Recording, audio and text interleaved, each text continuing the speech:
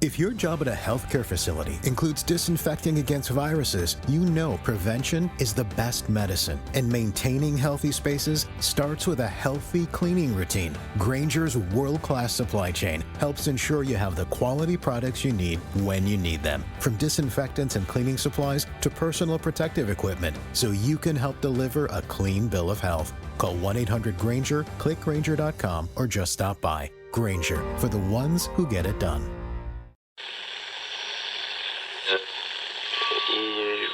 Empire.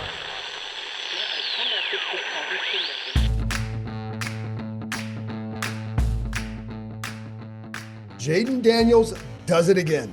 Hello and welcome to my podcast. Do me a favor, subscribe to the John Come Report wherever you get your podcasts. If you're watching on YouTube, hit that like button, hit that subscribe button. You can find us there as part of Empire Media, AMPIRE. Always much appreciated when you tune in. Don't forget, you can read my work on ESPN.com. I have a story up now about the Commanders' 36-33 win over the Philadelphia Eagles, focusing on, of course, Jaden Daniels and how he lives for these big time moments. We're going to get into all that, folks, but let's start with a couple of things. One, the playoff race. Because of the win, now Washington, all they have to do is win one more game and they're in regardless of what happens to anybody else.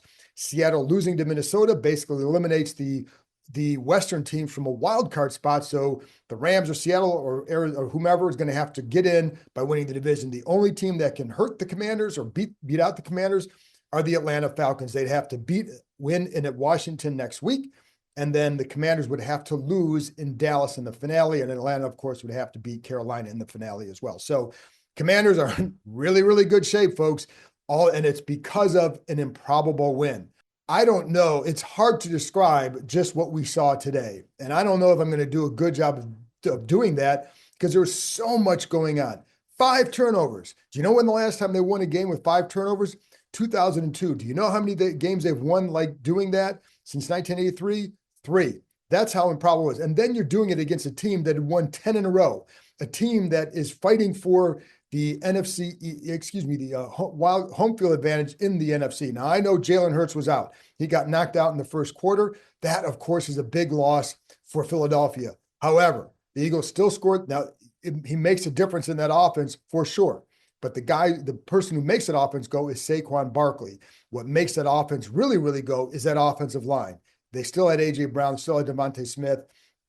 And the biggest thing is the Commanders hung up 36 on a defense that I thought was the NFL, maybe was arguably the NFL's best going into this game. That to me is what stands out. So yes, Jalen Hurts wasn't there, but my goodness, when would you ever expect a team to win a game when they have 5 turnovers and you're playing a team of the caliber of the Eagles? You just don't expect that, folks. And they did it in a day where their run game was nothing. And this is how special Jaden Daniels is. I'm going to get into all that for sure. But let's start with the scene after the game, right? So you had Bobby Wagner and Terry McLaurin embracing it. Wagner waiting for McLaurin off the field, and they were embracing a big embrace as they go before they head into the locker room. Like these guys are pumped up. Those are 2 of the big time leaders, of course, in this team. You had Sam Cosmi lifting up one of the ownership group members, Mitch Rales, lifting him high up the ground as he came as Rales greeted them coming off the field. These guys are pumped, and they really, really, really enjoy one another. It was a big weekend for this organization because of the bill that still has to be signed into law by the president that would give the district control of the land, the lease of the land at the RFK site for the next 99 years, which would then allow the Commanders to possibly build the stadium in that area. That was a huge win Saturday morning. This is a huge win Sunday. What a weekend for this organization. But I'll tell you what, folks, if there's a reserve of karma being spent on this franchise for what you guys have been through for 2+ decades under the previous owner, you're being rewarded with this kind of an effort by this organization and by number 5 in particular. Listen, number 5 was the number of the day. 5 turnovers, 5 touchdown passes by number 5. So just a tremendous win for them. And like I said, I don't care that Jalen Hurts was out because you still had to come back against a really, really good defense And this kid kept doing it, kept doing it, kept doing it. And that's why we're sitting here talking about a win and only one more win for a playoff spot. And then your chance to win 11 games for the first time since the 1991 season. Folks, I've covered this team for 30 years now. I've never covered a team that won 11 games in the regular season. The last time they won 10 was in 2012. So just a very unlikely win because of all those situations. And then you go to the locker room and you watch the video of Dan Quinn talking to the players.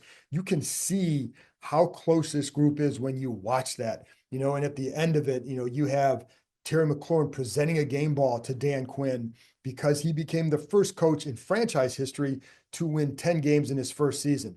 Remember, this is a guy that people thought, oh, he was an afterthought in their coaching search, which was BS at the time. And I told you that. And here we are now. So, but again, this comes down to Jaden Daniels. And listen, it takes everybody to win this game, right? It took Frankie Louvu getting an interception that really kind of got him going to get another touchdown.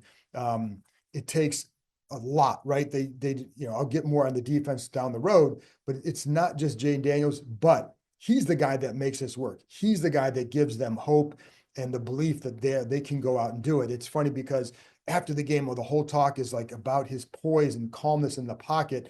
It just not even the pocket, but just in these situations.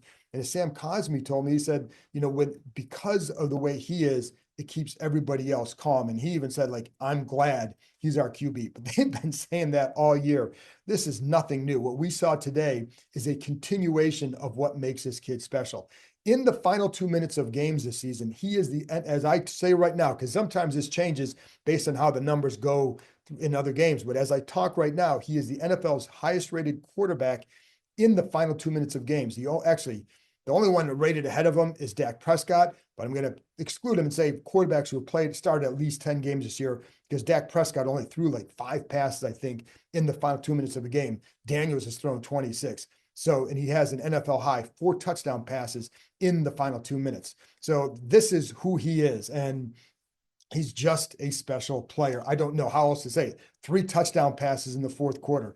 A 4th and 11 scramble to gain 29 yards where he swerves through the defense and gets a big block by Zach Ertz. Now that Ertz is coming across the middle. I think he blocked Cooper DeJean. If he doesn't block him, then I think he may have gotten Daniels before the first down. But he doesn't block him because Ertz gets him, swerves around, and picks up 29 yards. And it's funny because it's the kind of play. Somebody asked him the other day about his scrambles, and I remember one of his quarterback coaches growing up, Ryan Porter, telling me that one of the things that makes him special when he runs, it reminds him of watching him play, or when he was playing flag football, that he would just the way the way you move your hips just to kind of avoid having your flag pulled. That's the way he kind of maneuvers through a defense, and it's why he's so effective in tight spaces.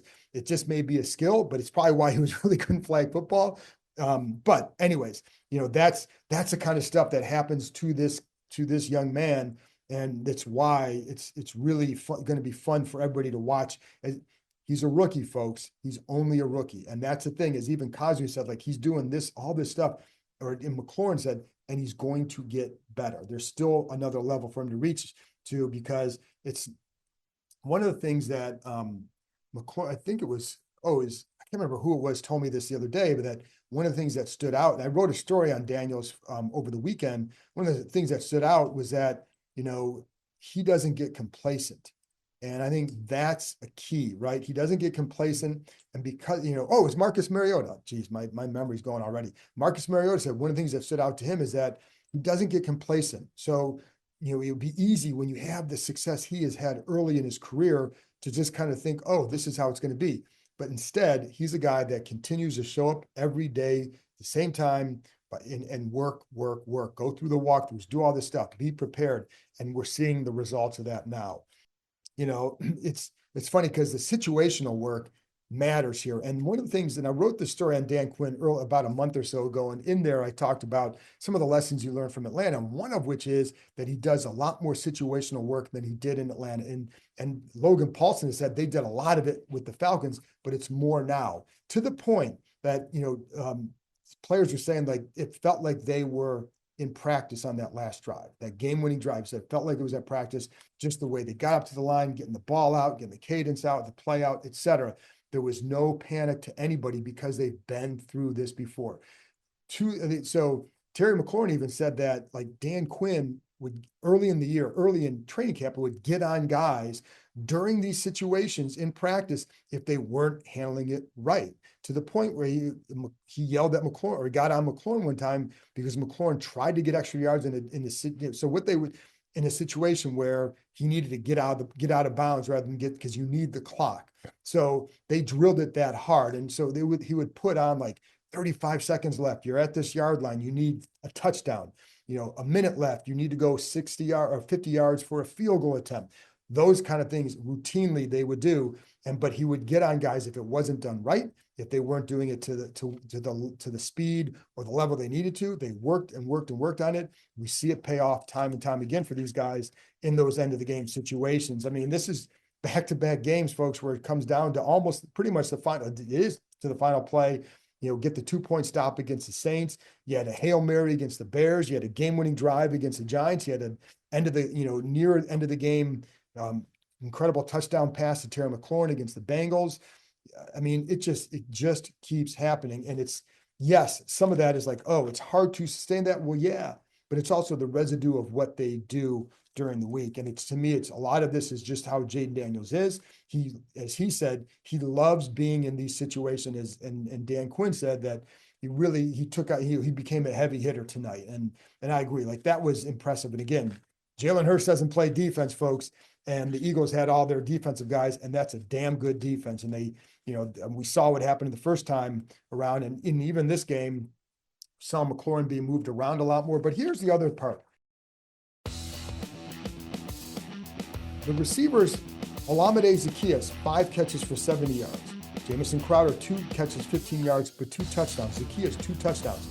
These are guys that weren't doing a whole lot last year. Like Zaccheaus was with the Eagles, didn't have a big role. Crowder ended up here last year and was on IR for a lot of the year.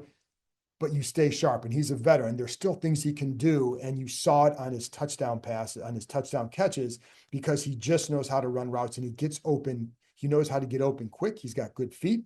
That's something he gives them. But like Daniels is not throwing to a whole group of, he doesn't have Jamar Chase and T. Higgins. He has Terry McLaurin, who's a fantastic receiver, having a great year, by far should be a Pro Bowl player, and career best 12 touchdowns, but he's throwing to guys who were not, these are Zaccheaus, Brown, Crowder. Like, these aren't guys that maybe with other teams, they're not doing anything, but these guys have found a way to make it work, and Daniels has found a way to make it work. But you go look at Crowder's touchdown catches. The first one, just a really good route, because he came off the line. He was in the middle of a 3 receiver set to the right, comes off the line very, very slow, and then kind of does a little hesitation move.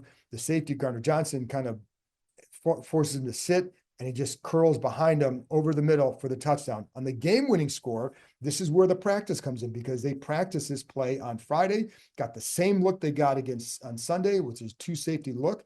And you have Crowder coming over the middle, and there's in the middle of the field, the 2 safeties, there's a linebacker there, but they also have to worry about Zach Ertz underneath. So Crowder just gets open, and just a really good job by Daniels to find him and deliver another strike. Like this, it just, like I said, it just keeps happening. I don't know how many more superlatives it can get from him or about him, because this is who he is. And it's why when you watch him on the film, it's funny, because I remember having one of my private Zoom sessions, and somebody asked me, or this is before the draft, and this is not meant to disrespect someone else, but it's just talked about like, well, in those last situations, he wants a strong leader in the huddle, and that's why he wanted Drake May. I'm like, the guy you want is this guy, like, because he's done it, and this is what he's proving to do. So NFL Rookie of the Year, just wrap it up and give it to him right now. But the throw to Terry McLaurin, just a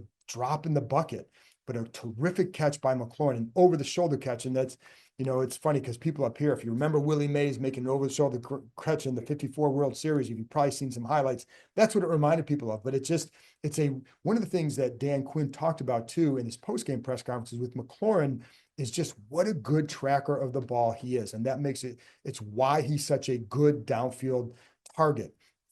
Deshaun Jackson was like that. Like Deshaun had world-class, had really, really good speed, of course, but his days as an outfielder in baseball allowed him to really track the ball well. McLaurin is a really, really good tracker as well. Like on that one, it's just over the shoulder, and for him to get his feet in bounds, he's going out of bounds, just crossing by the pylon, a tremendous effort by McLaurin. So, man, it's just, and I'll say this too for Crowder. Crowder's always been one of my favorites because he's just a good dude, and he's a guy that's, you talk about a guy that just shows up and does his job. That's Jamison Crowder. And as Quinn said, when you go on IR for a couple months during the season, it's tough because, you're working all year to get to this point. Then you play a few games. Now you're going on IR and you don't know when you're coming back. Now, Crowder, I think, was probably ready a few weeks before he came off, but this is when they've needed him, and he delivered. And so, like I said, one thing he does really well is he wins quick off the line. And that's what we saw. That's when you're in that red zone, it gave him another target because of that. I mean, Crowder's not a tall guy, folks, but he was a good red zone target today because of how he ran his routes. Veteran savvy. And I think, the same with Zacchaeus. Like those guys are not big targets, but yet they know how to run routes. And Kingsbury and this offense continues to put them in situations where they have opportunities. And Daniels finds them. And when you have a guy that can find you and find a lot of guys, like he had 1, 2, 3, 4, 5, 6, 7, 8 guys had catches today, 8. And, Zach Ertz played with a bad shoulder, and that was a shoulder more than the concussion that bothered him. Didn't have a catch until the late, I think it was on the last drive, but they made it work, and Daniels had 82 yards rushing. They only had 114. To win a game like this where the running backs couldn't get anything going again it's impressive. It's also, to be honest, they need to get this run game going better with the backs. We can get into that more during the week, but I think it's something that could be a problem down the road because it's 2 games in a row now where the backs have been stopped. And I think some of that you have to look at how was the offensive line in that area. Now they gave Daniels time, but how were they in that area? Because when you're watching this game, like the Eagles offensive line was terrific early on, especially for Saquon Barkley, and it makes a big difference. But second half is where I think that defense really should feel very good because, listen, Barkley had he finished with 150 yards. Do you know what he did after halftime? 16 carries, 27 yards. So one of the things that Quinn talked about during the week was, hey, you got to stop him in the second half because he averages like 7 yards a carry in the second half. Well, they did that, but as he kind of joked afterwards, maybe I put too much effort on the second half. Needed to worry a little bit more on the first, but they did a better job of filling gaps. There were times in that, like the 68-yard touchdown run, nobody gets in the gap, and Louvu comes upfield, Wagner gets blocked, Ching gets sealed, nobody's there, easy touchdown. And then the other problem with that one is that Lattimore was playing man coverage, and as Brown's going to block, he takes him out. He took Lattimore out of the play, so there's nobody even on contain on that side. So just a bad breakdown, but they did a much better job. D-line, much better job. And then they were sending, it looked like they were sending Wagner and Louvu a lot more in the second half to pressure Kenny Pickett. One of the things, and this is one thing, like Dan Quinn acknowledges that, it's obviously Pickett is a different quarterback than Hurts. He said one of the things like just how effective Hurts is outside the pocket on some of the passing because he can go out there and he's strong. He can break tackles. He said, like, you have a play defended and you still don't get him down because that's what Hurts can do. But they still they started sending more and it was effective. The other problem is too, when you're facing the Eagles, because of what they have in the run game, as Quinn said, it's hard to disguise because of their ability to run it. So you've got to be very careful with it. But they did adjust and they did a good job on Barkley in the second half, and that made a huge difference. And so, man, what a win. Then you had Lattimore going against A.J. Brown. Now, Marshawn Lattimore suffered had a hamstring issue, didn't go back in the game. Don't know the extent of it. We'll know more about that tomorrow and throughout the week. I mean, listen, man, it's like this is a guy who has those injuries, and it's why they took a while bringing him back. And if it's another issue, that could be something that, who knows how long that could be. But wasn't a good sign that he had to leave the game because of it. Benjamin St. Juste came in and gave up a play on the fourth down where he was a little bit off on AJ Brown. And if you make the tackle, then you can stop him and you get the ball back. It was a fourth down and like 11 or something like that, for 4th and 7 or something like that. And then but he not, it's what it is, folks. Don't know more about, but I do know, and one of the reasons why they wanted, we talked about with Lattimore, is getting him against an AJ Brown type. Well, early on, they had a battle, right? But you'd have to say Brown got the best of him. He had 8 catches for 97 yards, not all on him. I don't know the breakdown on that, but he did draw 3 pass interference penalties against Lattimore. Now, one you could say there was 2 in a row, and the second one is I'm not so sure on that one. But the first one, you saw him grabbing the arm. There's another one, he grabbed him around the waist. So it was a tough one for Lattimore. But what I like about Lattimore, so if he's able to come back and play, he's the kind of guy who he doesn't back down from something like that. He's not going to let something like that dent his confidence, because you're right there to make some plays early in the game. He made some plays against him, made a couple plays later. But Brown, certainly, that was a matchup where the Eagles were not going to back down from him. And it's not so much they were attacking Lattimore as much as they're going to go to A.J. Brown. Why? Because he's A.J. Brown and he's really, really good. So as good as Lattimore can be, A.J. Brown is a damn good receiver. And so sometimes in this league, the damn good receiver is going to beat you. But I think the bigger thing for Lattimore is not so much what happened against A.J. Brown, because you're kind of right there. It's what's up with the hamstring. And again, we'll know more about that throughout the week. And then, speaking of guys playing with something, Sam Cosmi was really sick, and he had a respiratory sickness. Said he was down in his basement for 2 days. It was pretty bad. He was in bad shape. His head felt like it was going to explode. It's just something you have to go through. And he had a fever. I think it was over 103. So I don't know. You go out there and play a few days after you get back from that, you're not at full strength.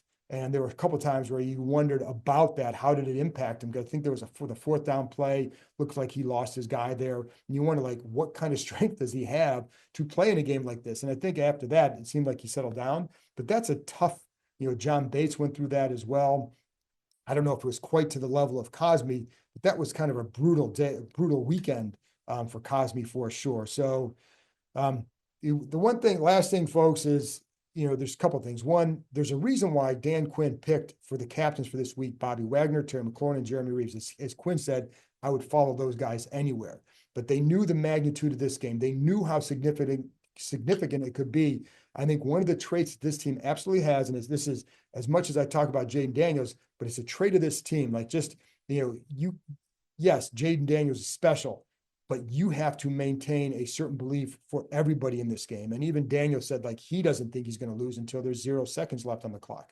But I think the entire team is that way. And I think they just have a strong belief in what they can do and to just keep fighting. That's the mark of this team. Whatever happens from here on out with this program going forward, I think it's, what they've established this year is their mindset. And that's an important thing to have. And I think it's why this team has a chance to really build something fun for the next 5-10 years. So there you go, folks. Special team, big win. Enjoy it. One more win, they clinch a playoff spot. I'll be back on Tuesday morning I'm going to have an episode with Craig Hoffman from the Team 980 talking about this game, talking about the Commanders. There will not be a live stream show Tuesday night. It's Christmas Eve. I'll be with my family. I will be out at the facility on Tuesday because they are having practice. So anyway, folks, I'll be back on Tuesday. So thanks a lot for tuning in. I'll talk to you next time.